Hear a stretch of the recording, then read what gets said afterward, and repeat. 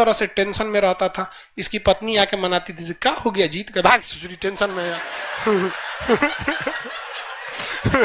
सबको गुस्सा आता है तो किसी को नहीं पहचानता है, भले बाद में मना ले सो।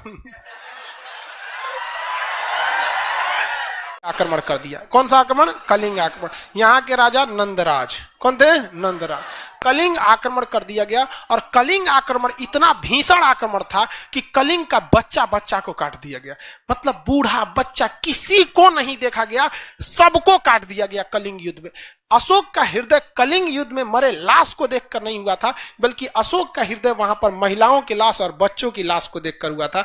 जो महिलाएं घर का काम करती है, जो युद्ध कभी नहीं कर सकती हैं, अगर उसे कोई काट दे, 5 साल 6 साल के बच्चे को अगर काट दिया जाए तो किसी भी व्यक्ति का हृदय पिघल जाता है। लोग दुश्मन के दुश्मनी जो होती है ना, तो दुश्मन के भी बच्चे को आदमी थोड़ा सा कहता है तो बच्चा है। यहाँ पे इतना नरसंहार हुआ, इतना काट दिया गया कि अशोक का हृदय पूरी तरह से परिवर्तन हुआ। युद्ध के मैदान में ही अपना तलवार छोड़ दिया था पूरी तरह से, एकदम क्या न लड़ने वाले हैं, क्या मिला हमको, हमारी सीमाएं थोड़ी और आगे बढ़ गई, लेकिन हम तो क्या हो गए, पूरी तरह से मानवता के नाम पर हम कलंक हो गए। कलिंग युद्ध ने अशोक का हृदय परिवर्तित कर दिया। पूरी तरह से टेंशन में रहता था। इसकी पत्नी आके मनाती थी, क्या हो गया जीत का, भाग ससुरी टेंशन में है।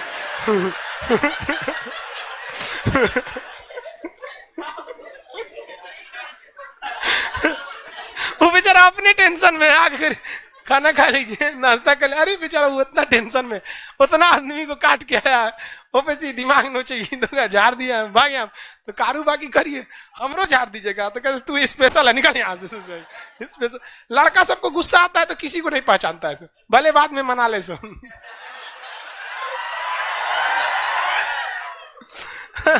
तो इसने क्या किया, पूरी तरह से, ये क्या लिखे जी, 261, एक छूट गया क्या, इधर लिख देंगे चलेगा।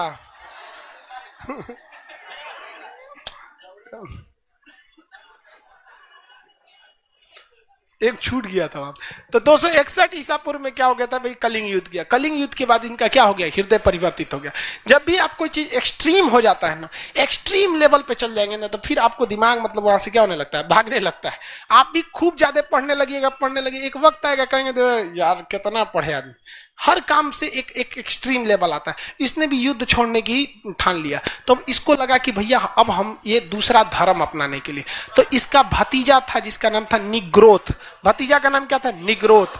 निग्रोथ जो था वो बहुत शांत रहता था और उसको कोई टेंशन नहीं रहता था, तो ये निग्रोथ से बड़ा प्रेरित था भतीजा से। कहता था तुम इतना शांत कैसे रहता है, तो कहा कि हम बौद्ध धर्म अपनाते हैं। बौद्ध धर्म में अष्टांगिक मार्ग पर चलिए, मार धार मत करिए, 10 सील का पालन कीजिए। यहाँ पर जो 3 उनके उपदेश दिए गए हैं उनको ध्यान दीजिए, सत पिटक, विनय पिटक, अभिनव पिटक, इस सबको पढ़िए, ठीक रहेगा। तो महात्मा बुद्ध ने पूछा कि महात्मा बुद्ध करे, अशोक ने पूछा कि क्या है बौद्ध धर्म। कहा देखिए हम कोई बौद्ध धर्म के बहुत बड़े पुरोहित तो है नहीं, पुरोहित नहीं है हम, एक काम कीजिए आपको हम एक गुरु के पास ले जाते हैं। तो अशोक को बौद्ध धर्म की प्रेरणा क्या मिली, प्रेरणा किसने दिया, निग्रोथ। प्रेरणा किससे मिला, निग्रोथ। ये उनका क्या था, भतीजा था। लेकिन बौद्ध धर्म की शिक्षा किससे मिली, उपगुप्त। बौद्ध धर्म की शिक्षा किससे मिली थी, बौद्ध धर्म की शिक्षा किसने दिया था, उपगुप्त ने। तो अशोक को बौद्ध धर्म की शिक्षा किसने दिया, उपगुप्त ने दिया। इसके बाद अशोक कौन सा धर्म अपना लिया, बौद्ध धर्म। अशोक ने कौन सा धर्म अपना लिया, बौद्ध धर्म। लेकिन अशोक दूसरे धर्मों को हमेशा इज्जत की भाव से देखता था और कहा कि मेरा धर्म बौद्ध धर्म है, लेकिन मेरी जनता का धर्म बौद्ध धर्म नहीं है। जनता स्वतंत्र है वो अपने धर्म को मानने के लिए, वो सामूहिक जगहों पर कभी भी बौद्ध धर्म की मतलब ऐसा जबरदस्ती नहीं करता था। अशोक ने अपने बेटा महेंद्र और बेटी संघमित्रा, अशोक ने अपने बेटा महेंद्र और बेटी संघमित्रा को कहां भेजा था, श्रीलंका। तो बेटा महेंद्र और बेटी संघमित्रा श्रीलंका गई और इससे प्रभावित होकर श्रीलंका के सिंघली वंश के शासकों ने बौद्ध धर्म को अपना लिया और आज भी श्रीलंका में बौद्ध धर्म की ही अधिकता है। अशोक ने जितना बौद्ध धर्म को फैलाया उसने दूसरा किसी ने नहीं फैलाया था। अशोक ने बौद्ध धर्म को बहुत शालीनता से फैलाया, कोई जोर जबरदस्ती करके नहीं फैलाया था। अशोक जगह जगह पे संदेश आदेश देता था कि लोगों को अत्याचार न किया जाए। और अशोक ने यह प्रण ले लिया जब बौद्ध धर्म अपनाया कि आज के बाद वो कभी भी हथियार नहीं उठाएगा। लेकिन अशोक के डर इतना ज्यादा था लोगों में, जब तक अशोक जिंदा था किसी की औकात नहीं थी वो कुछ कर सके, क्योंकि उनको पता था इन हाथों ने केवल हथियार छोड़े हैं, चलाना नहीं भूला।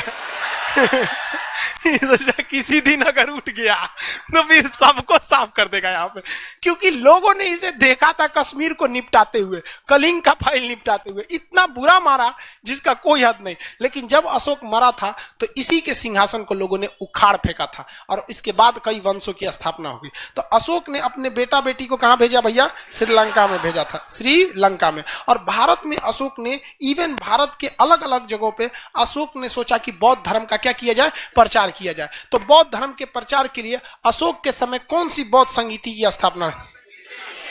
कौथी बौद्ध संगीति हुई थी? तीसरी बौद्ध संगीति कहां हुई? पाटलिपुत्र में। किसके देखरेख में? अशोक के देख।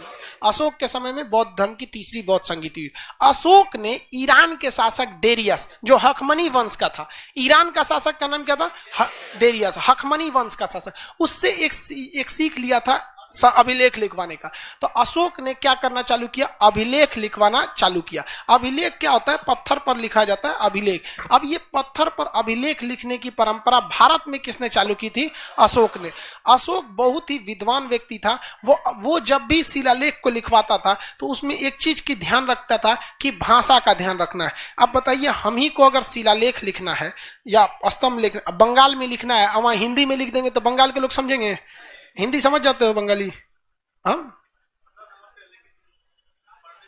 पढ़ने में दिक्कत होता है, ऐसे बोलते हैं तो समझ जाते हैं। वो होता ही है। जैसे आप लोग को भी देखिए ना, उर्दू तो समझ जाते हैं। हम बोलेंगे पानी पी लीजिए, बैठ जाइए, वो ये सब तो क्या चीज है? बैठ जाए। हिंदी बोलेंगे बिराजिए यहाँ पे। बहुत क्लिष्ट हो जाती है हिंदी में। तो उर्दू आप भी समझ जाते हैं, लिखने थोड़े आता होगा। तो वैसे ही मतलब अलग अशोक भी समझता था कि हमको क्या करना है, ऐसे ही भाषा का प्रयोग करना है जो लोग क्या कर सके, समझ सके। अब इसमें दो चीज होती है। भाषा एक होती है आप लिख क्या रहे हैं, जैसे हिंदी एक भाषा है, इंग्लिश एक भाषा है, लेकिन दोनों भाषाओं में एक चीज कॉमन है कि दोनों बाएं से लिखा जाता है। दोनों कहां से लिखा जाता है? बाएं से। इंग्लिश भी इधर ही से लिखते हैं और हिंदी भी इधर से लिखते हैं। इस तरह उसे लिपने की कला समान है। जैसे नहीं बोलते, बचपन में आदमी राइटिंग खराब होता था तो टीचर बोलते थे कौन सी लिप दिया रे? नहीं, तो हिंदी को भी इधर से लिपते हैं, अंग्रेजी को भी इधर से लिपते हैं। तो लिपने की कला को लिपि कहते हैं। लिपने की कला को लिपि कहते हैं। तो इंग्लिश और हिंदी दोनों की लिपि कैसी है? सेम। इंग्लिश और हिंदी दोनों की लिपि कैसी? सेम है। अब अशोक ने अपने जितनी भी लिपि लिखी है वो किस लिपि में लिखी है? ब्राह्मी लिपि में। कुछ ब्राह्मी लिपि में। किसमें लिखा है? ब्राह्मी लिपि। अशोक ने जो अभिलेख को लिखवाया है वो अलग अलग जगहों पे अलग अलग लिपि से लिखवाया है। भारत में जो लिखवाया है वो कौन सी लिपि में लिखा है? ब्राह्मी लिपि। भारत में ब्राह्मी लिपि, क्योंकि भारत में उस समय ब्राह्मी लिपि बहुत ज्यादा चल रहा था। लेकिन पाकिस्तान में खरोष्टी लिपि। किसमें चल रहा था? खरोष्टी। तो पाकिस्तान में कौन सी लिपि में? खरोष्टी लिपि में। अब वहीं अगर आप देखेंगे अफगानिस्तान में तो अरमाइड लिपि, अफगानिस्तान में अरमाइड लिपि। और अगर ग्रीक में चले जाएंगे तो वहां पर ग्रीक लिपि। कौन सी लिखी? ग्रीक। तो ब्राह्मी, खरोष्टी, अरमाइड और ग्रीक। भारत में बोलिए तो ब्राह्मी। भारत में कौन सी लिपि? ब्राह्मी लिपि को लिखा। पाकिस्तान में खरोष्टी लिपि, अफगानिस्तान में अरमाइड लिपि और ग्रीक वगैरह में ग्रीक लिपि। अशोक का सबसे दूर अभिलेख किस देश में मिला है? ग्रीक। अभी उस जगह पर हो गया है देश जिसका नाम है तुर्की। क्या हो गया है? तुर्की। तुर्की को उस समय एशिया माइनर कहा जाता था। क्या कहा जाता है? एशिया में। तो एशिया माइनर तक इसके संदेश लिखे गए हैं और बौद्ध धर्म के प्रचार के लिए इसने क्या लिखा है? संदेश लिखा है। लेकिन ऐसा नहीं है कि इसने केवल बौद्ध धर्म का प्रचार किया। इसने आदेश दिया था कि जो मेरे मतलब राजदूत हैं या जो मेरे कर्मचारी हैं वो ब्राह्मणों को न सताएं, ब्राह्मणों को न सताएं। जो ये बात बताता है कि अशोक धार्मिक रूप से सहिष्णु था। सहिष्णु का मतलब होता है सब में आस्था रखना, मतलब सबकी इज्जत करना। और एक होता है असहिष्णु। असहिष्णु मतलब हमरे सही है, बाकी मर जा ससुरा, तुम कचर के रख देंगे बाकी लोगों को यहाँ पर। तो भारत में अशोक के समय से ही धार्मिक रूप से क्या था? अशोक सहिष्णु था, यानी उस सारे धर्मों को बराबर लेकर चलता था। ग्रीक, अरमाइड, टोटल कितने जगह पे इसकी लिपियां मिली? भारत में बोलिए ब्राह्मी लिपि। भारत में पाकिस्तान, अफगानिस्तान, ग्रीक में ग्रीक लिपि, एशिया माइनर अभी हो गया है, तुर्की का अभी क्या उस समय का नाम क्या था, एशिया माइनर। अभिलेख समझ में आ गया कि नहीं आ गया? पत्थरों पे लिख देना क्या कहलाता है? अभिलेख। छोटे से पत्थर पे लिखे हैं शिलालेख, पिलर पे लिखे हैं तो स्तंभ, दीवार पे लिख दिए हैं भित्ति लेख, गुफा में लिख दिए हैं गुफा लेख। इंग्लिश में क्या कहते हैं? एडिक्ट। क्या कहते हैं? एडिक्ट। रॉक एडिक्ट, पत्थर पे लिखे हैं तो रॉक एडिक्ट, पिलर पे लिखे हैं तो पिलर एडिक्ट, दीवार पे तो रॉक एडिक्ट, गुफा में है तो केव एडिक्ट। गुफा क्या कहते हैं? केव कहते हैं, एडिक्ट कहते हैं। अशोक ने अपने संदेश बहुत जगह भेजता था। इसने कई अधिकारियों को भी नियुक्त किया था, संदेश वाहक को नियुक्त किया था, जिसमें राजुक बहुत ही प्रसिद्ध थे। यहाँ पर अशोक ने बौद्ध धर्म के धम्म नीति को आगे बढ़ाया। बौद्ध धर्म के किस नीति को? धम्म नीति। धम्म का मतलब होता है धर्म की नीति पर चलना, धर्म की नीति पर क्या करना है? चलना है। तो इसको आगे बढ़ाने के लिए अशोक ने बहुत किया था। धम्म का मतलब या धर्म का मतलब क्या हमारे धर्म से होता है? हम लोग गलत समझ में करते हैं। धर्म का अर्थ होता है इंसानियत, धर्म का अर्थ होता है इंसानियत, जिसके अंदर हिंदू धर्म, मुस्लिम धर्म, ये तो धर्म ही नहीं है। लोग बोलते हैं ना धर्म संकट में फंस गए, तो मतलब इंसानियत। तो उसने ऐसे लोगों को संदेश दिया और इसकी जांच के लिए कि लोग इंसानियत के रास्ते पे चल रहे हैं या नहीं चल रहे हैं, अर्थात धम्म के हिसाब से चल रहे हैं कि नहीं चल रहे हैं। इसके लिए उसने एक मंत्री नियुक्त किया। मंत्री को अमात्य बोलते हैं, क्या कहते हैं? अमात्य। तो उसने एक मंत्री नियुक्त किया, धम्म महामात्र। कौन सी अधिकारी? धम्म महामात्र। तो अशोक ने लोगों के धार्मिक जीवन को ठीक ठाक से, इंसानियत ठीक रखने के लिए कौन सी अधिकारी को नियुक्त किया? धम्म महामात्र। कौन सी अधिकारी? धम्म महामात्र। कौन सा? धम्म महा। स्त्रियों के प्रति भी अशोक की काफी ज्यादा सहानुभूति थी। स्त्रियों की बहुत ज्यादा हत्या भी हो गई थी यहाँ पर, और बाकी इनकी 4-5 गो पत्नी थी सब वहां पर। तो स्त्रियों की देखरेख के लिए, उनकी स्थिति को जांच करने के लिए, जिस तरह आज के समय में महिला आयोग है, उस समय स्त्री महामात्र की स्थापना किया था अशोक ने। अशोक ने अपने ज्यादातर मतलब इसको संदेश को किसके माध्यम से फैला था? शिलालेख के माध्यम से फैला दिया था। अशोक ने कई अन्य भी काम किए थे, तीर्थ यात्रा कर इत्यादि को भी हटाया था अशोक। हालांकि अशोक ने कभी भी बौद्ध धर्म को किसी भी तरह का राजकीय धर्म घोषित नहीं किया। समझ में आ रहा है कि नहीं आ रहा? अशोक, किसी को कंफ्यूजन नहीं ना है? क्वेश्चन पूछा जाए?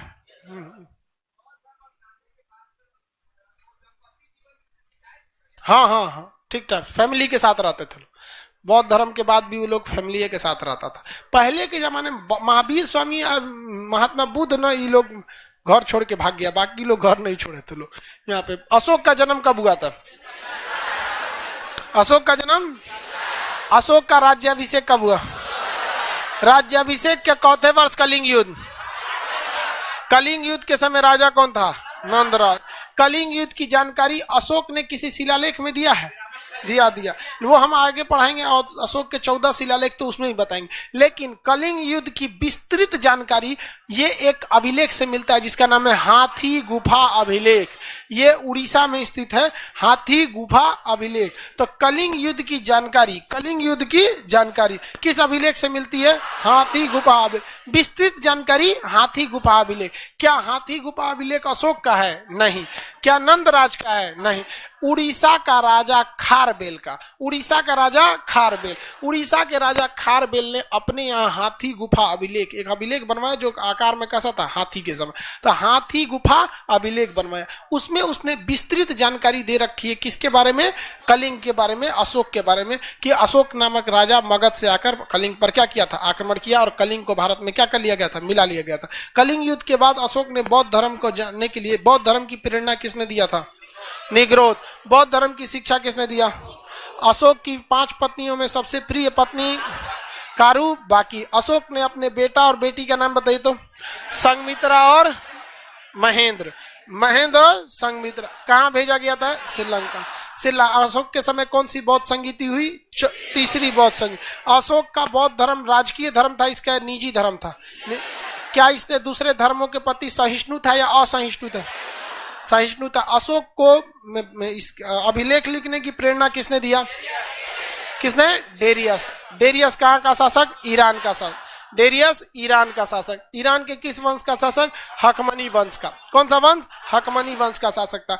अशोक ने जनता की भाषा में कुल 4 लोकप्रिय भाषाओं में अभिलेख लिखा है। भारत में पाकिस्तान में खरोष्टी लिपि, अफगानिस्तान में अरमाई, अफगानिस्तान में और ग्रीक में अभी के समय उस जगह का नाम तुर्की, हालांकि उसे और नाम से जानते हैं, एशिया माइनर के नाम से जानते हैं। अशोक ने जो अपने अभिलेख लिखवाए हैं, ये अशोक के जितने अभिलेख है, ये अभिलेख जो सबसे ज्यादा किस भाषा में है? किस, अब आप ही बताइए, सबसे बड़ा एरिया इसमें कौन दिख रहा है? भारत। तो सबसे ज्यादा किस में होंगे? ब्राह्मी। किसमें? ब्राह्मी लिपि में होंगे यहाँ पर, अशोक वगैरह के काल में। आगे बढ़ जाते हैं, किसी को अशोक में दिक्कत नहीं है, कोई प्रॉब्लम नहीं ना? देखिए मटेरियल में कुछ गलती उलती है, हाँ देखिए कुछ सुधार उधार भी करना है इसमें। अशोक ने क्रूरतापूर्वक कहां के विद्रोह को दबाया था? कलिंग के। कहां के विद्रोह को? कश्मीर के विद्रोह को न दबाया था, कलिंग बोलता है। अब इसके बाद बच गया अशोक का मतलब शिलालेख, सैन्य व्यवस्था, अर्थव्यवस्था इत्यादि के बारे में देखते हैं। चलिए पकड़िए, अभी अशोक का मेनली अभिलेख वाला हिस्सा देखते हैं। देखो भाई, अशोक के जो अभिलेख थे, कलिंग कश्मीर को दबाया गया था जो विद्रोह बहुत क्रूरतापूर्वक था, और उसकी जानकारी किस पुस्तक से मिलती है? राजतरंगिणी से। अब अशोक के अभिलेखों के बारे में हम लोग समझते हैं। अभिलेख अशोक ने कई टाइप के लिखवाए, एक कुछ बड़े अभिलेख है, कुछ छोटे अभिलेख है। कुछ अभिलेख ऐसे हैं जो पिलर पे लिखे गए हैं, जिसे हम लोग स्तंभ लेख कहते हैं। तो अशोक के अभिलेख कई कैटेगरी में बटे हैं और कई भाषाओं में बटे हैं। अभिलेख में अशोक की सबसे बड़ी समस्या ये थी कि अशोक वगैरह की जानकारी, खोदाई वगैरह तो यहां हुई बाद में खोदाई हुआ और पत्थर पे कुछ कुछ लिखा हुआ संदेश मिला, तो इसको लिखने की सफलता जो मिली थी जेम्स प्रिंसेप को मिली। अशोक के अभिलेख लिखने की सफलता किसे मिली? जेम्स प्रिंसेप को। अशोक के अभिलेख लिखने की सफलता जेम्स प्रिंसेप को। लेकिन जेम्स प्रिंसेप को एक बात बहुत बड़ी समस्या आ गई, क्योंकि वहां कहीं भी अभिलेख पर अशोक नहीं लिखा था। दिक्कत, संदेश लिख दिया था, मैं मगध का राजा। अरे सोच रहे मगध का राजा, तो मगध में तो 75 को राजा होके गए सब, क्या पता कि अजात शत्रु का है कि बिंबिसार का है कि अशोक का है। नहीं ना कह सकते कि धनानंद का है, किसी का भी हो सकता है। वहां पे लिखा मैं मगध सम्राट, तो भैया मगध का सम्राट तो बहुत से लोग थे। प्रियदर्शी, मगध साम्राज्य में कोई प्रियदर्शी था ही नहीं और लिखता है मैं मगध साम्राज्य प्रियदर्शी। तो सब पढ़ने की, तो अभिलेख प्रिंसेप लिखेगा कैसे? लिखने की बोल दिए हैं। अरे वही बात है, लिखेगा थोड़ी ना। अशोक ने तो अभिलेख लिख दिया, लिखने की प्रेरणा किससे लिया था? डेरियस। उस लिखे हुए अभिलेख को कोई पढ़ ही नहीं पा रहा था, उससे पढ़ने की सफलता पहले किसे मिली? James Prinsep. उसी ने पढ़ा, और पढ़ने के बाद सबसे बड़ी समस्या क्या आ गई? उसमें क्या लिखा हुआ था? मगध सम्राट। हर जगह क्या लिखा था? मगध सम्राट। और बाकी कई जगह लिखा था मैं मगध का राजा प्रियदर्शी। लेकिन दिक्कत जानते क्या हो गया? हर जगह सुबूत उबूत मिलाया जाता है ना, कहीं कहीं से लिंक हो जाता है। बस एक जगह लिख दिया, राजस्थान में। राजस्थान में एक अभिलेख लिखा, वहां लिखा मैं मगध सम्राट अशोक प्रियदर्शी। तब कहते ओए ससुरा, जहां जहां प्रियदर्शी लिखल है ये है, कौन है? यही है। तो कहीं कहीं के अभिलेख में, टोटल अभिलेख में क्या अशोक के नाम लिखे गए? 3 नाम प्रसिद्ध है, एक प्रियदर्शी, एक मगध सम्राट। एक ही जगह क्या लिखा गया है? अब अशोक लिखा गया। अब इसके कई अभिलेख है, कुछ छोटे अभिलेख है, कुछ बड़े अभिलेख है, कुछ क्या है स्तंभ लेख है सब। तो इस सारे अभिलेखों को हम लोग अब इसको अलग से एक ही टाइप में पढ़ेंगे लोग।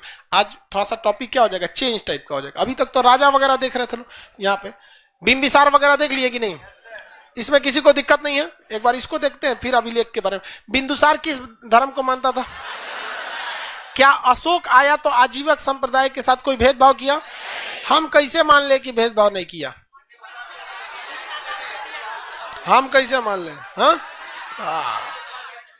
अशोक आजीवक संप्रदाय की भी इज्जत करता था, क्योंकि ये गया में स्थित बराबर नाम के जगह पर कुछ पहाड़ स्थित है। जगह का नाम क्या है? बराबर।